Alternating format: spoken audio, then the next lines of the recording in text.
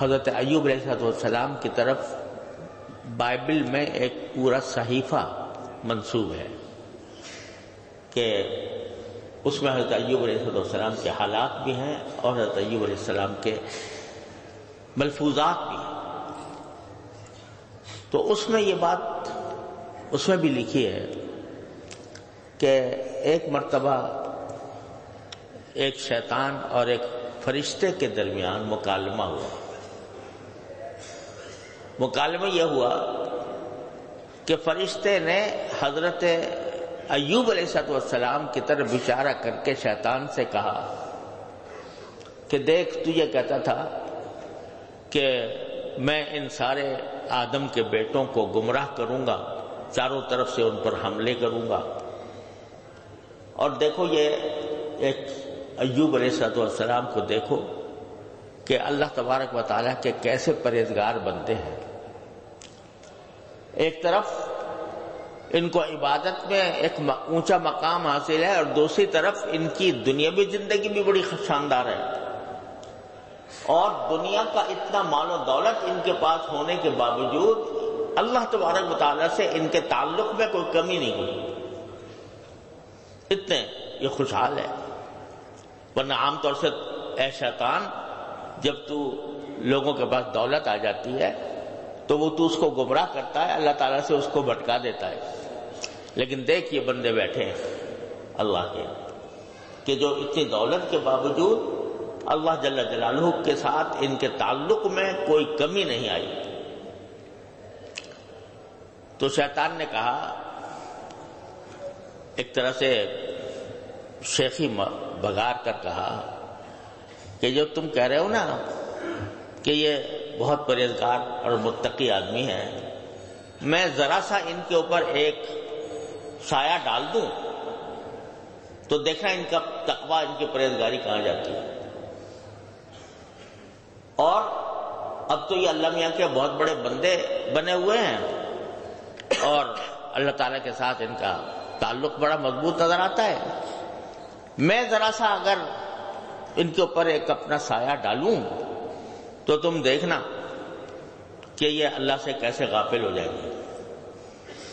بلکہ وہ صحیفے میں یہ بھی مذکور ہے کہ اس نے کہا شیطان نے کہ یہ جب میں ان کے اوپر ایک سایہ ڈالوں گا ان کو جا کر چھوؤں گا، اس نے بھی الفاظ ایسے استعمال کیے ہیں کہ اس کو جا کر جب چھوؤں گا تو یہ اللہ میاں کا کیا کہتے ہیں، یہ تکفیر کرتے ہیں،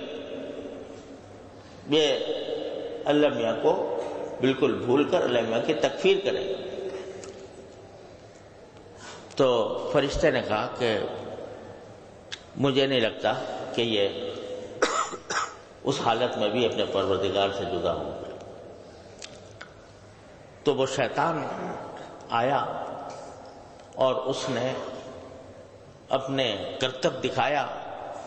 اور حضرت ایوب علیہ السلام ایک بیماری میں مبتلا ہو گئے. بیماری میں بعد میں مبتلا ہوئے. ہوا یہ کہ وہاں جس علاقے میں یہ رہتے تھے تو وہیں قریب میں ایک کافروں کی حکومت تھی، سبا، ملک سبا تھا. تو سبائی لوگ، سبا کے رہنے والے، وہ اچانک حملہ آور ہوئے حضرت ایوب علیہ السلام کے بستی پر، اور ان کے جتنے جانور تھے، جتنے مویشی تھے، وہ سب اٹھا کے لے گئے. اور دوسری طرف ان کی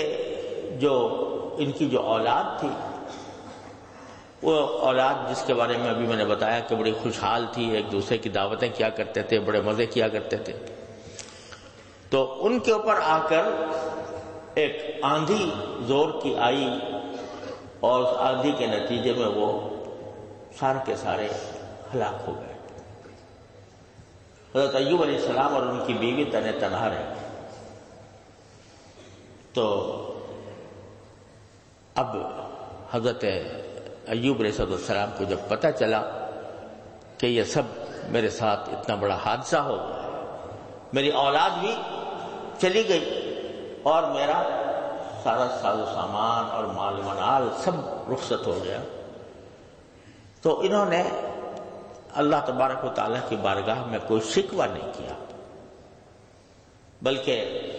اس مصیبت پر بھی اللہ تبارک و تعالیٰ کے ساتھ ان کا تعلق وہی برقرار رہا جو پہلے تھا. تو اس موقع پر فرشتے نے اس شیطان سے کہا کہ دیکھو تم نے جا کر ان کی اولاد کو بھی ختم کر دیا، ان کا مال بھی سارا لوٹ لیا گیا، پھر بھی دیکھو یہ کس طرح صبر کی تصویر بنے ہوئے ہیں. تم یہ کہتے تھے کہ یہ جب ان کے اوپر میں اپنا سایہ ڈالوں گا تو یہ دیکھنا کہ اللہ میاں کے ساتھ ان کا تعلق کیسا برقرار رہتا ہے.